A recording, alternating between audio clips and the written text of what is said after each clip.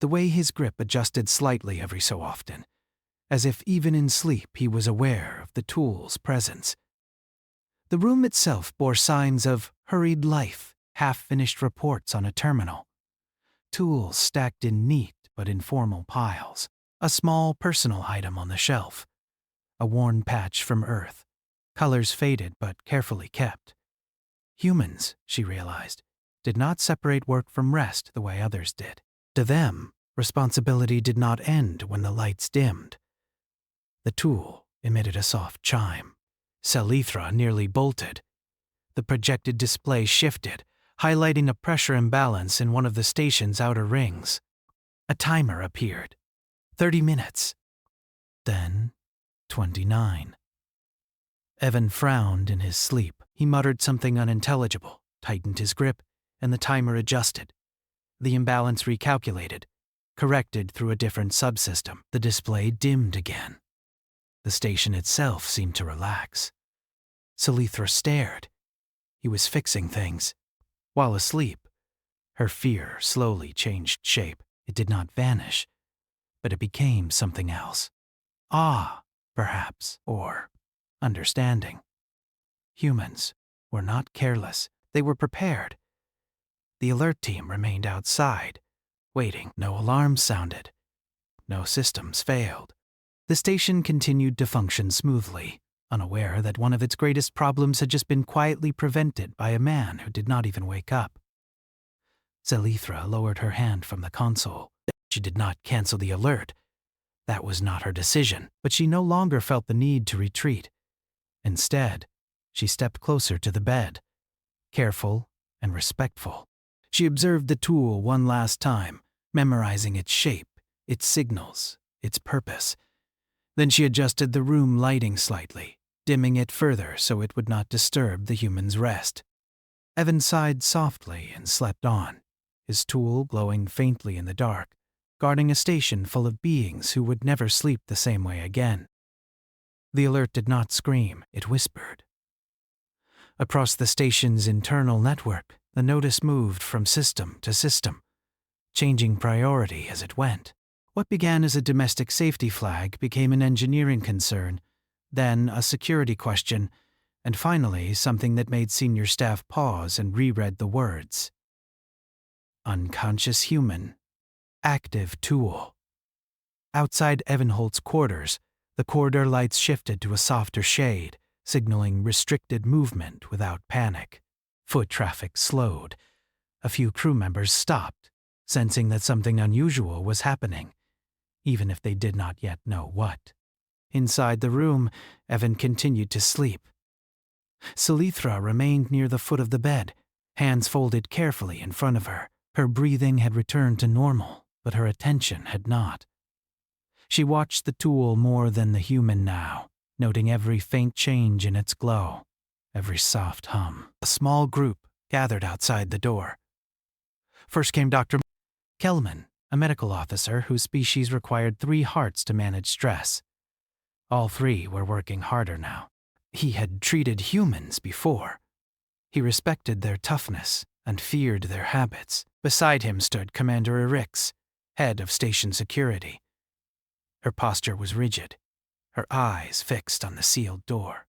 She did not like unknowns, and humans were full of them. Behind them were 2 engineers, one avian, one silicon-based, both drawn by the familiar glow of diagnostic projections leaking faintly through the door's lower seam.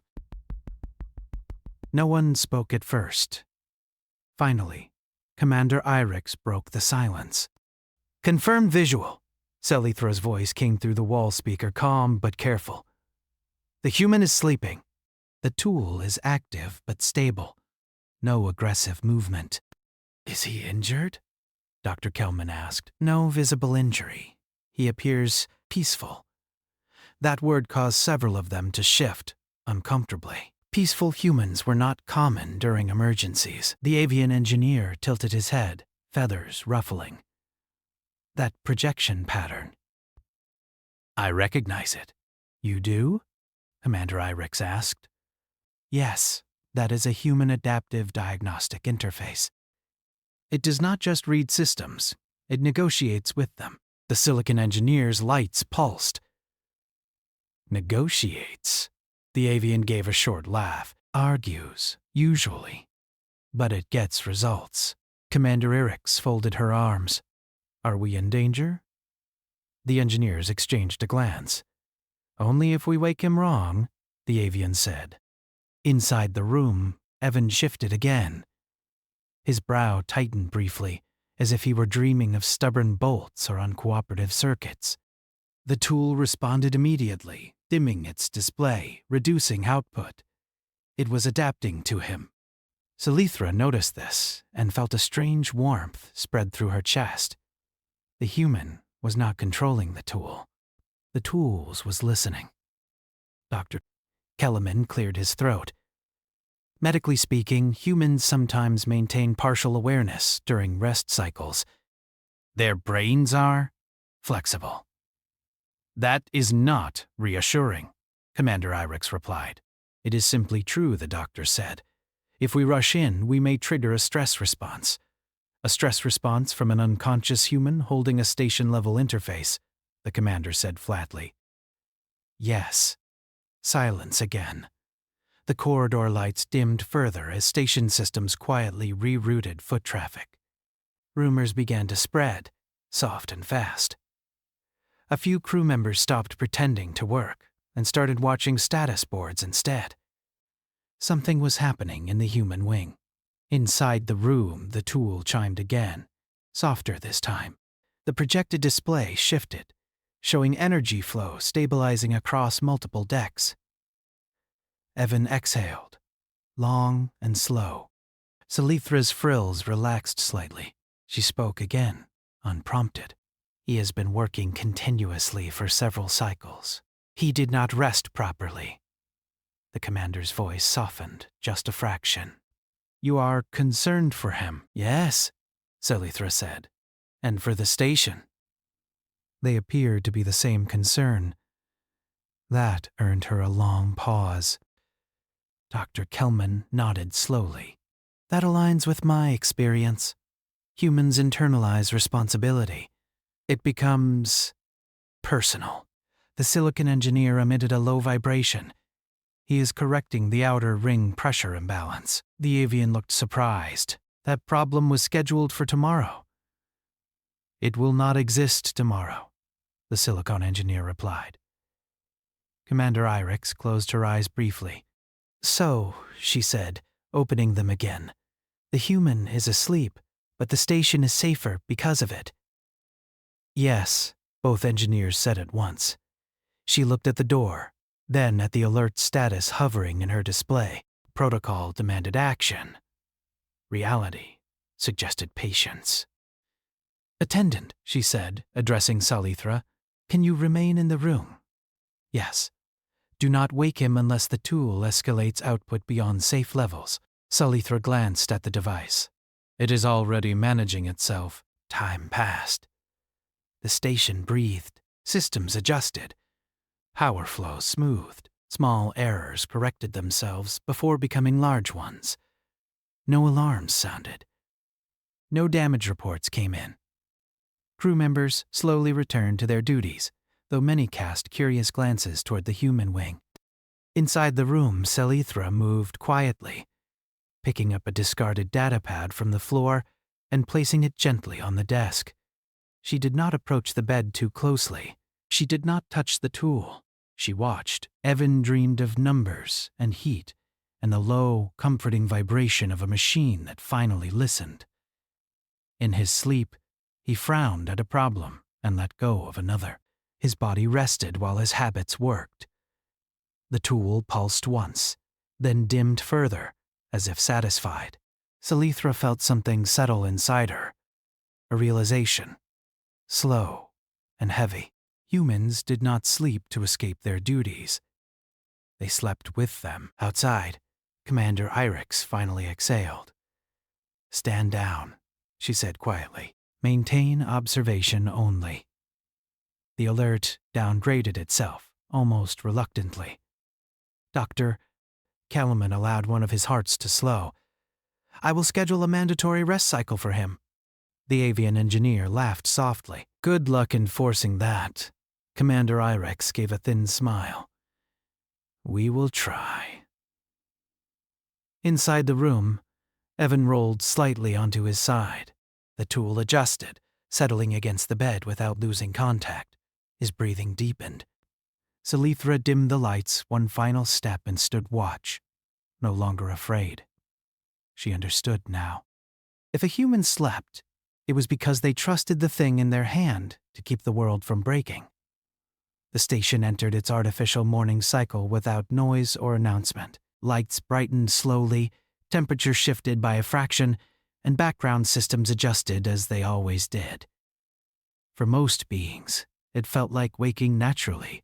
For Evan Holt, it did not. He dreamed of pressure seals and stubborn valves, of numbers that refused to balance. In the dream, the station was speaking to him, not in words, but in vibrations and heat and warning lights that flickered, just a little too fast. He reached out, adjusted something, and felt the tension ease. Then something changed. The tool in his hand vibrated differently, not urgently, not dangerously, just enough to pull him upward, away from the deep place he had been resting. Evan groaned softly and blinked. The room came into focus slowly. Ceiling, lights, the familiar hum of the station. His bed felt too small, his neck stiff, his hand cramped around metal. Metal. He looked down.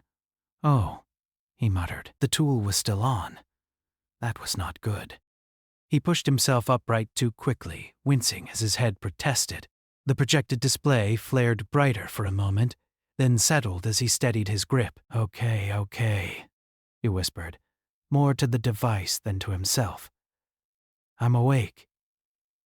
The tool responded by collapsing the projection into a tight cluster of lights, status green. No alerts screaming at him. That was a relief. Then he noticed he was not alone. Selithra stood a few steps away, perfectly still.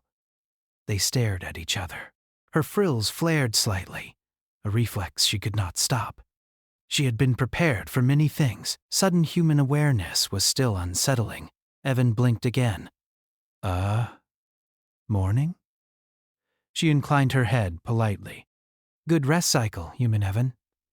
He looked at her, then at the door, then back at her. How long was I out? She paused. Approximately 4 hours and 17 minutes. He winced. That's it? Her frills twitched in what he had learned was confusion. That is insufficient? Yeah, he said, rubbing his face with his free hand.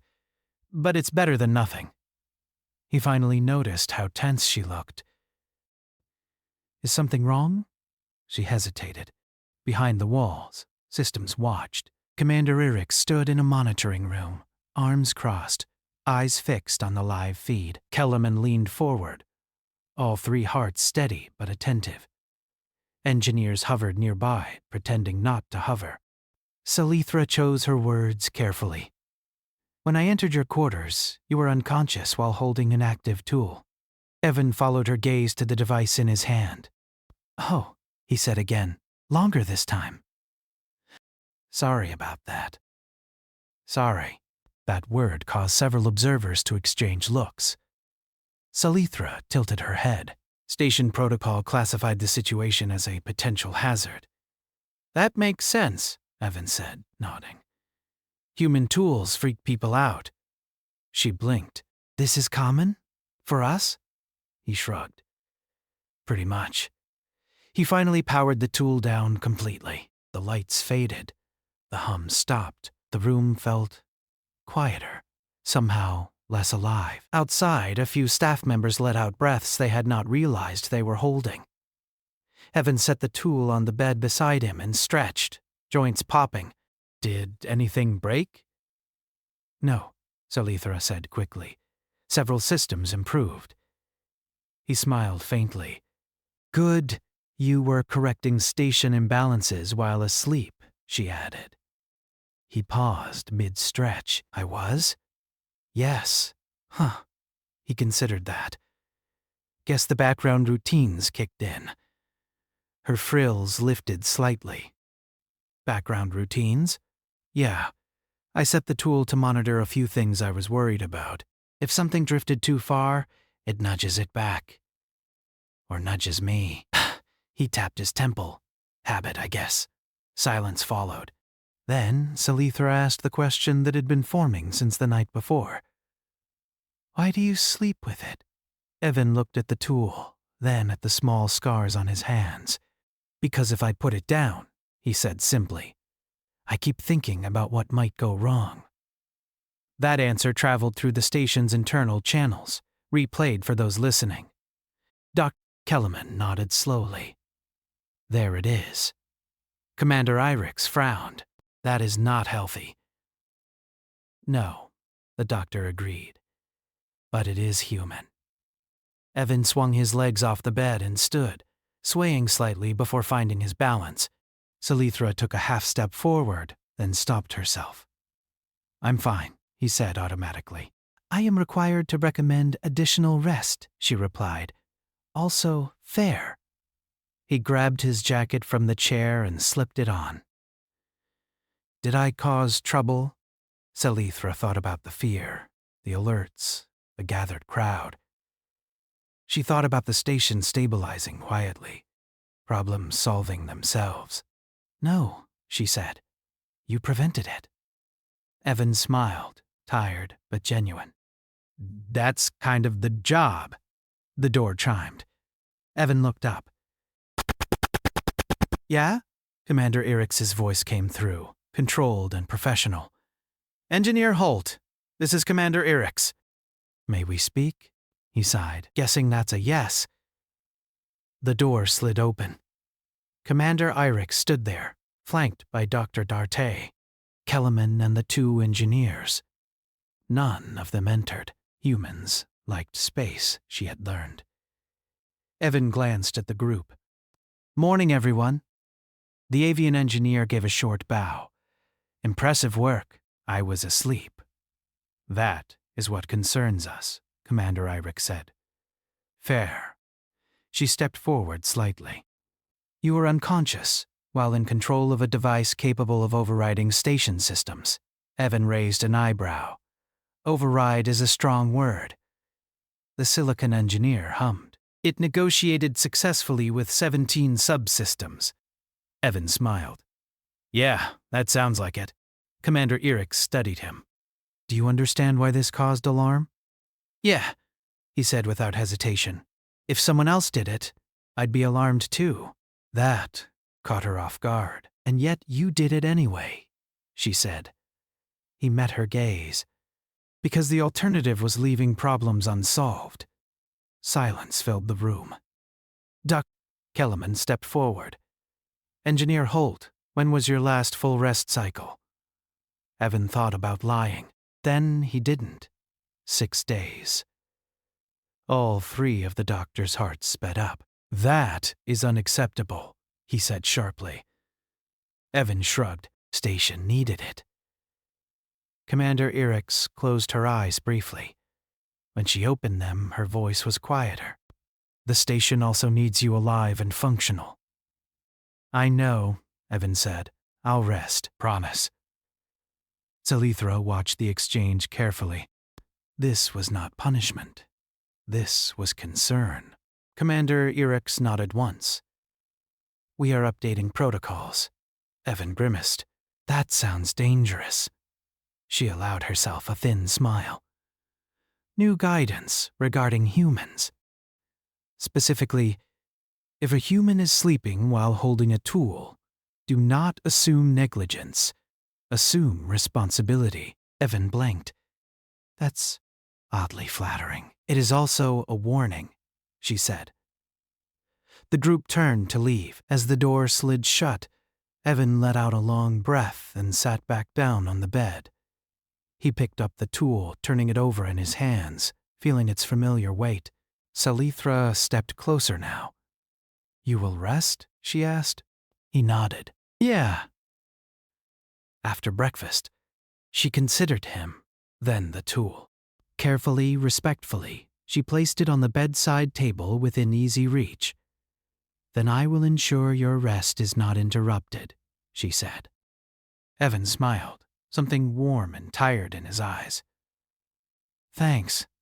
As the lights dimmed slightly again and the station continued its quiet work, one truth settled deep into the minds of those who had watched. Humans did not guard the station with walls or weapons. They guarded it with sleepless care, stubborn tools, and the refusal to let problems exist alone. The station did not allow Evan Holt the rest he promised himself. It tried. The lights dimmed. The noise softened. His schedule was cleared without asking him. Messages were delayed. Tasks were reassigned. Dr. Kellerman personally signed a rest order that carried medical authority. Still, the station changed. It was subtle at first. A vibration slightly out of rhythm. A temperature fluctuation that corrected itself too slowly. A power draw that did not match any known pattern. Evan felt it before any system flagged it. He lay on his bed, eyes closed, breathing steady, trying to let go. The tool rested on the table beside him, powered down, silent. Selithra had ensured the room was perfect for rest, just as she said she would. But Evan's brow slowly tightened. Something was wrong. Not broken, not failed, just drifting. His hand twitched. Outside his quarters, the station's sensors hesitated. The readings did not cross alert thresholds. They hovered just beneath them like a held breath. In the monitoring center, Commander Rix frowned at a scrolling data stream. That pattern again, she said quietly. The Silicon engineer leaned closer. It is not an error. It is a transition. A transition to what? She asked. The engineer paused. Unknown. Doctor. Kellerman felt unease ripple through all three of his hearts. Where is Engineer Holt? Under medical rest order, Commander Irix replied. As of 2 hours ago. The avian engineer shifted nervously. That may be the problem. Inside the room, Evan opened his eyes. He stared at the ceiling, counting breaths. The feeling did not fade. It grew clearer, sharper, like a sound you only notice when it stops. He sat up slowly. No, he murmured, not now. The tool remained silent. He swung his legs over the side of the bed and rubbed his face. He told himself to stay put. He told himself the station had survived without him before. It did not listen. The vibration came again, faint but unmistakable. His chest tightened. Evan reached for the tool. The moment his fingers touched it, the lights flared to life. The hum returned, deeper than before. The projection snapped into place without delay. Selithra, who had been standing quietly near the door, stiffened. Human Evan, she said carefully, you are under rest. I know, he said, already scanning the data. I'm sorry. The display filled with cascading information. Power networks, structural tolerances, docking ring alignments. Something was pulling at the station. Not an attack, not sabotage. A stress from the outside. Evan's eyes narrowed. Gravitational shear, he muttered. That shouldn't be there. The tool highlighted the source, a cluster of newly arrived alien vessels, massive and slow, had docked earlier than scheduled. Their combined mass was within allowed limits, but their positioning was not ideal. Over time, the station's outer ring was bending just enough to matter. Engineering teams had planned to adjust it later. Later was too late. Evan stood. Selithra, he said, already moving. I need access to the outer ring controls. She hesitated for only a second, then she opened the door. The corridor outside froze. Crew members stopped mid-step. Conversations died. Eyes turned toward the human holding a glowing tool, walking with purpose, despite the clear signs of exhaustion in his face. Commander Irix's voice came over the intercom. Engineer Holt, you are ordered to return to your quarters. Evan did not stop walking. Commander, with respect. The station's outer ring is under slow structural stress. If it continues, you'll have cascading failures in 12 hours. Silence. How certain are you? She asked. Certain enough to lose sleep over it, he replied. The avian engineer's voice cut in. He is correct. I see the deviation now. Commander Eric's cursed softly. Engineering teams are mobilizing, she said. They won't be fast enough, Evans said. This needs fine adjustment. Real-time response. You are medically unfit, Dr. Kelman added. Evans stopped walking. The station seemed to pause with him. He turned slightly, just enough for the cameras to catch his face. He looked tired, pale, determined. Doctor, he said gently, if I don't do this, a lot more people are going to be medically unfit. The words carried no drama, just fact. Commander Erix closed her eyes. Then she opened them. You have 30 minutes, that is all.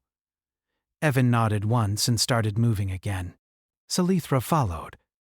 They reached a control access point overlooking the outer ring. The viewport showed the curve of the station against the stars, massive and fragile at the same time. Evan placed the tool against the interface panel. The system resisted. Hey, Evan murmured, adjusting parameters. I know you don't like this, but trust me. The tool pulsed. The station responded. Power rerouted.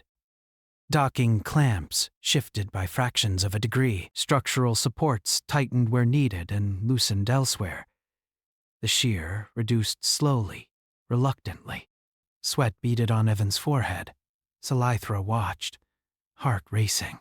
She saw his hands shake, just a little. She saw how his breathing grew shallow. Human Evan, she said softly, you are pushing beyond safe limits. He smiled without looking at her. That's kind of our thing. The tool chimed sharply. Evan's smile vanished. What? He whispered. A new reading appeared. The stress was not only from the docked vessels. Something else was approaching. A dense field of microdebris, remnants of an old conflict, had drifted into the station's projected path. It was slow, scattered, and almost invisible. Almost. If the station moved even slightly wrong while adjusting, the outer ring would take the hit. Commander Irix's voice returned, tight. We see it. Yeah, Evan said. I figured. Can you compensate? Evan swallowed. Maybe. The word echoed through the control room. He adjusted the tool's settings, fingers moving faster now. The projection expanded, filling the space with glowing lines and vectors. Station, he muttered, as if it could hear him. We're gonna dance a little. The first impact would come in 6 minutes. Evan worked. He forgot the rest order. He forgot the pain in his shoulders. He forgot the weight of watching eyes. There was only the problem and the stubborn need to solve it. Salithra stood beside him, helpless but present. The station shifted. Not much. Just enough. The debris field skimmed past the outer ring, fragments burning away harmlessly against shields that had been strengthened moments earlier. The shear vanished. The reading settled. The tool dimmed. Evan sagged against the console, breath ragged. It's done, he said quietly. The station exhaled. In the monitoring center, no one spoke for several seconds. Then the avian engineer laughed, shaky and amazed. He adjusted a structure the size of a city by hand. Commander Irix rested her palms on the console, steadying herself. No, she said. He listened to it, Dr. Catalina. Kelman was already moving. Medical team to the outer ring access point. Now, Salithra caught Evan as his knees buckled. I told you I was fine, he muttered weakly. She held him anyway. You were effective, she corrected gently. As medical staff arrived and the tool powered itself down, one thought spread quietly through the station. Humans did not wait for danger to announce itself. They felt it. and when they moved, entire worlds adjusted to keep up. Evan Holt woke to quiet, not the empty kind, but the soft, careful quiet that meant someone had worked very hard to make sure nothing disturbed him. The light in the medical room was low and warm. The steady hum of the station was present, familiar, comforting. For a moment, he did not move. Then he tried to sit up and immediately regretted it. "Don't," said a calm voice. He groaned and let his head fall back against the pillow. "That bad, huh, Dr. Kai?" Kelman stepped into view, all three hearts steady but watchful. "You depleted yourself beyond safe human limits." Again. Evan smiled weakly. "You sound surprised." "I am disappointed," the doctor corrected. "Which is worse?" Evan sighed. "Did it work?" "Yes," Dr. Kelman said without hesitation. "The station is stable. The debris field passed. Structural stress is within safe margins." "Good," Evan murmured. His eyes closed for half a second, then opened again. "Everyone okay?" The doctor studied him. "You ask that before asking about yourself?" "Yeah, that is also very human." Evan turned his head slightly. His tools sat on a nearby table, powered down, clean, and clearly respected. Someone had placed it carefully, not as an object, but as a partner set aside to rest. Selithra stood near the wall. He noticed her and smiled faintly. "Hey!" She inclined her head. "You are awake. Last I checked." "You were unconscious for 12 hours, she said. His eyebrows rose. "Wow, you really meant it this time, Doc." Dr. Kelman did not smile. "You will remain here for at least another 12. Evan opened his mouth to argue, then closed it. He was too tired to fight. Okay. That surprised everyone, including himself. Outside the medical bay, the station buzzed with a different kind of energy. Word had spread quickly, not as rumor, but as story. Crew members spoke in hushed tones about the human engineer who felt danger before sensors did, about the tool that listened, about a station that bent instead of breaking because someone refused to sleep properly. Commander Irix stood before the station council later that cycle. Posture straight, voice firm. "The incident revealed a flaw in our assumptions," she said. "Not in our systems, but in our understanding of humans."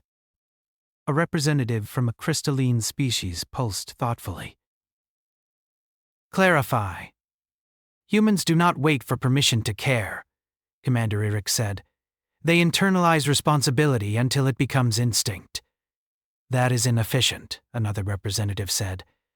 "Yes," she agreed. "And extremely effective." She paused, letting that sink in. "We are updating permanent protocol. Human personnel will no longer be evaluated solely by standard rest and duty cycles. Their tools, habits, and instincts will be treated as extensions of station safety." There was a stir. "You are giving them special status," someone said. "No," Commander Irix replied. "We are acknowledging reality." Back in the medical bay, Evan slept again. This time, deeply. No dreams of alarms or drifting numbers, just darkness and the faint sense of weight lifting from his chest. Selithra remained nearby, as she had since he was brought in. She had refused reassignment. No one argued. When Evan woke again, he felt different. Not fully rested, but closer. His thoughts were clearer. The station's hum felt even, calm. He sat up slowly. No dizziness this time. "Progress," he muttered. Selithra stepped closer. "You are improving, thanks to you and the doc. And yourself," she added. He smiled. "Yeah, guess I can take some credit." Dr. Kellerman returned, carrying a datapad. "The council has concluded." Evan winced. "Am I in trouble?" "No," the doctor said. "You are documented. That sounds worse.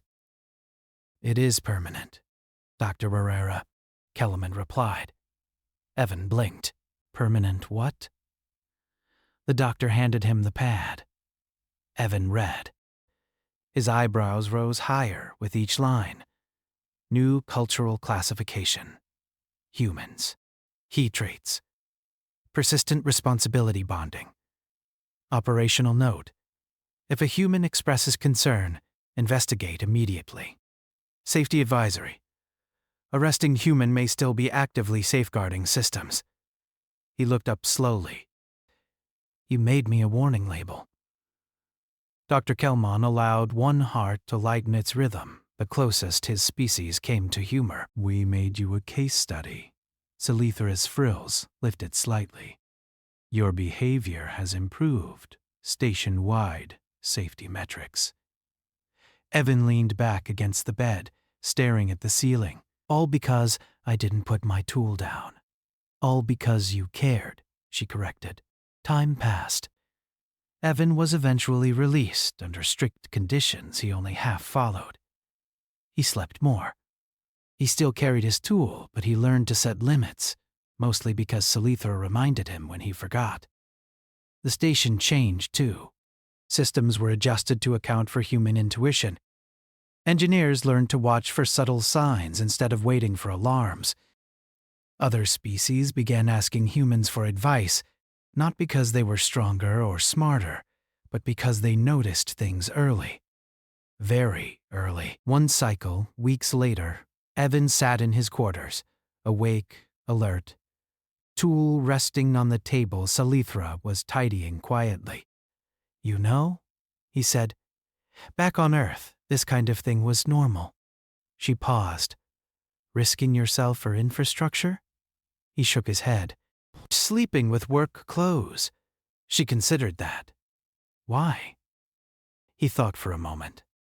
Because if something breaks, people get hurt. And if you can prevent that, why wouldn't you? She had no answer to that. Neither did the station. Later that night, as lights dimmed and the artificial stars drifted past the viewport, Evan lay down to sleep.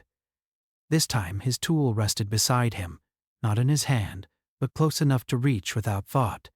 Salithra adjusted the lights and turned to leave. She hesitated. Then she gently moved the tool just a little closer to his hand. Evan slept peacefully. The station held together. And across hundreds of species, one truth was quietly accepted. Humans were not dangerous because they carried powerful tools. They were dangerous because even in sleep, they refused to let the world fall apart.